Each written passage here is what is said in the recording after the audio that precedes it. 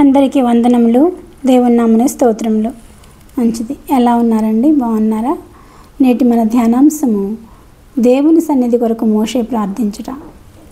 దేవుని సన్నిధి కొరకు మోషే ప్రార్థించుట 33వ అధ్యాయము, నిర్గమాకాండము 33వ అధ్యాయము 14 నుండి 15 వచనం వరకు చదువుకుందామండి. అందుకు ఆయన, నా సన్నిధి నీకు తోడుగా వచ్చును, నేను నీకు విశ్రాంతి కలుగజేసేదనగా, మోషే, నీ సన్నిధి రాని యెడల ఇక్కడి నుండి మమ్మల్ని తోడుకొని పోకుము. నీ సన్నిధి నాకు తోడుగా వచ్చును అని మోషేతో దేవుడు ముఖాముఖిగా మాట్లాడినారు. మోషే ఇక్కడ శత్రువులు, తర్వాత సహోదరులు ఆయన మీద తిరుగుబాటు చేయటం ఇలాంటి సమస్యలు ఉన్నప్పుడు యెహోవాతో మాట్లాడి, నీ సన్నిధి నాతో వస్తేనే నేను వెళ్తాను, నీ సన్నిధి లేకపోతే నన్ను తీసుకెళ్ళొద్దు అని చెప్పేసి యెహోవా సన్నిధిలో విశ్రాంతి, నీ సన్నిధిలో విశ్రాంతి నాకున్నది అని కలుగజేసిన, నా సన్నిధిలో నేను నీకు విశ్రాంతి కలుగజేసేదను అని మోషేతో యెహోవా తండ్రి మాట్లాడుతున్నాడు. విశ్రాంతి అనేది మనకి కలుగు చేయబడుతుంది. విశ్రాంతి అనగా భౌతికపరమైన విశ్రాంతి కాదండి, మానసిక సంబంధమైన విశ్రాంతిని దేవుడు మనకి ఇస్తాడండి.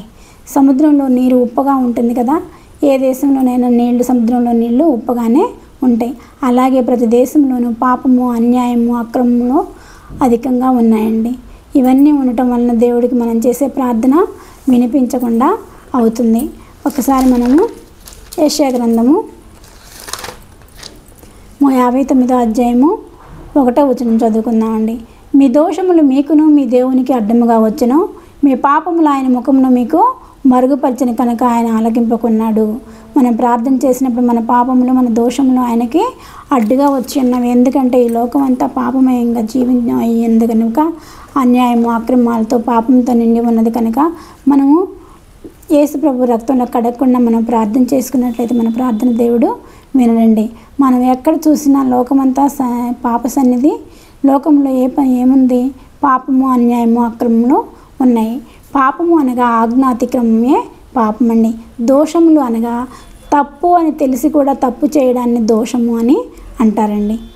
తప్పు అని తెలిసి కూడా ఆ పని, తప్పు పని చేయడాన్ని దోషము అంటారు. కాబట్టి మన పాపములు, మన దోషములు ఆయనకి, మన ప్రార్థన వినపడకుండా ఆయనకి అడ్డంగా ఉన్నాయి. కాబట్టి మనం ఏం చేయాలంటే యేసు ప్రభు రక్తం ద్వారా మన పాపములను కడుక్కోవాలండి.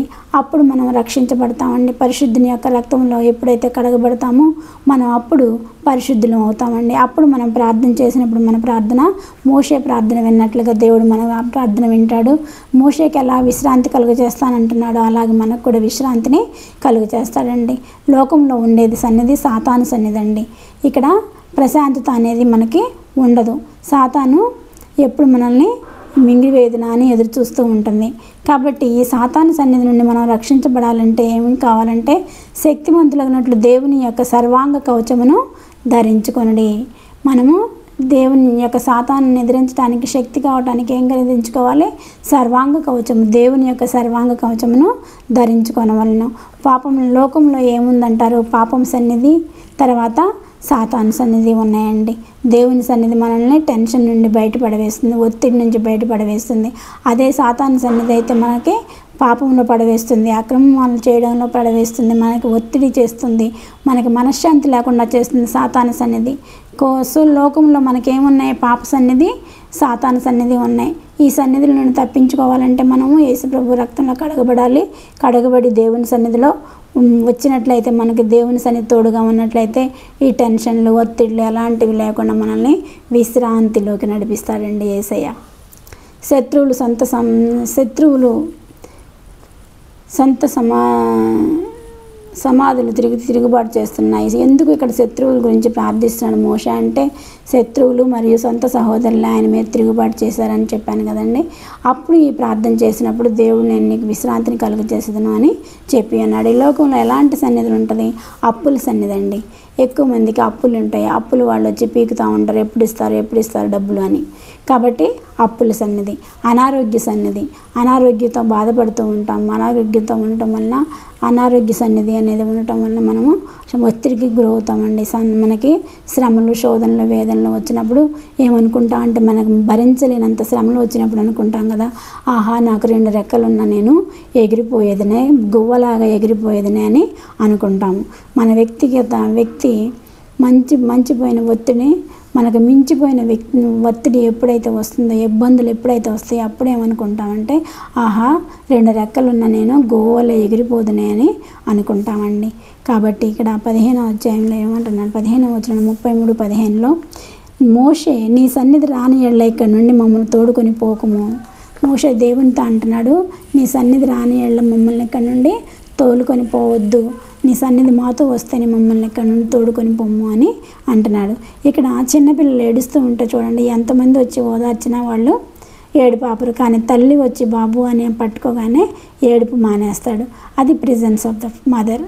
తల్లి యొక్క సన్నిధి ఆ బిడ్డకి ఏడుపును ఆపేసింది. అలాగే మనకు కూడా ప్రభువైన యెహోవా సన్నిధి ఉన్నట్లయితే ఈ లోకంలో అపజయాలకు విజయాలు ఇస్తాడు దేవుడు.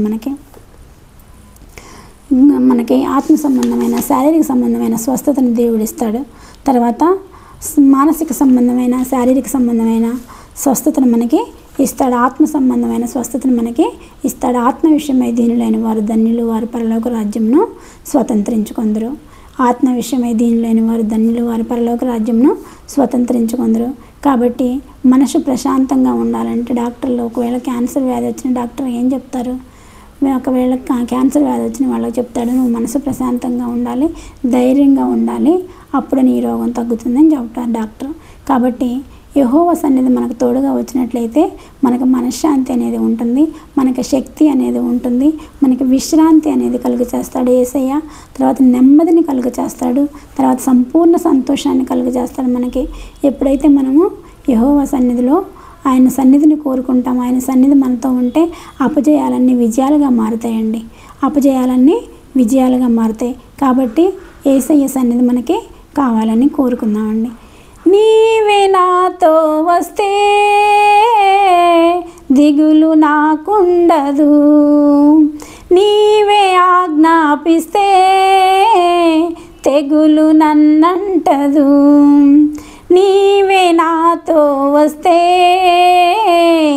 దిగులు నాకుండదు, నీవే ఆజ్ఞాపిస్తే తెగులు నన్నంటదు, నీవే కావాలయ్యా నాతో రావాలయ్యా యేసు, నేను నీవే కావాలయ్యా నాతో రావాలయ్యా, నీవే కావాలయ్యా నాతో రావాలయ్యా యేసు, నీవే కావాలయ్యా నాతో కూడా రావాలయ్యా. గనుడా నా దివ్య సన్నిధి, నన్ను ఆదుకోనే నా పెన్నిది, గనుడా నీ దివ్య సన్నిధి, నన్నాదుకొనే నా పెన్నిది, నీవే కావాలయ్యా నీవే రావాలయ్యా యేసు, నీవే కావాలయ్యా నీవే రావాలయ్యా, నీవే కావాలయ్యా నీవే రావాలయ్యా యేసు, నీవే కావాలయ్యా యేసు, నీవే రావాలయ్యా. యేసయ్య సన్నిధి మనతో ఉంటే మనకి ఎలాంటి తెగులు మన గుడారమును సమీపించదు. యేసయ్య సన్నిధి మనతో ఉంటే మనకు మనశ్శాంతి ఉంటుంది, మనకి శక్తి వస్తుంది, విశ్రాంతిని కలుగ చేస్తాడు. యేసయ్య సన్నిధి మనతో ఉంటే విశ్రాంతిని కలుగ చేస్తాడు. యేసయ్య సన్నిధి మనతో ఉంటే నెమ్మదిని కలుగ చేస్తాడు. యేసయ్య సన్నిధి మనతో ఉంటే సంపూర్ణ శాంతి మనకి, సంతోషం, సంపూర్ణ శాంతి, సంపూర్ణ సంతోషం మనకి కలదు. మనకి అపజయాలన్నీ విజయాలుగా మారుతాయి. ఎప్పుడైతే యేసయ్య సన్నిధి మనతో ఉంటుందో అపజయాలన్నీ విజయాలుగా మారుతాయి. కాబట్టి మనం అందరం యేసయ్య సన్నిధిని కోరుకొని అపజయాలన్నీ విజయాలు పొందుకోవాలని కోరుకుంటూ ఈ చిన్న వాక్యాన్ని ముగిస్తున్నాను. చిన్న ప్రార్థన చేసుకున్నాను. సర్వశక్తి మిక్కిలి కృపగల ఘనమైన యేసురాజా, మీ పాదములకు స్తుతులు స్తోత్రములు తండ్రి. అద్భుతకరుడా, ఆశ్చర్యకరుడా, మీ సన్నిధి మాతో ఉంచండి. మీ సన్నిధి మాతో ఉంటే మాకు పూర్ణ సంతోషము, పూర్ణ శాంతి కలదు ప్రభా. మాకు మనశ్శాంతి, నెమ్మది సహాయం చేసే దేవుడు ప్రభా. మా అందరికీ మనశ్శాంతి, పూర్ణ సంతోషమును కలుగ చేయమని మా ప్రభును ప్రియకుమారుడైన యేసుక్రీస్తు నామమున అడుగుచున్నాను తండ్రి. ఆమేన్.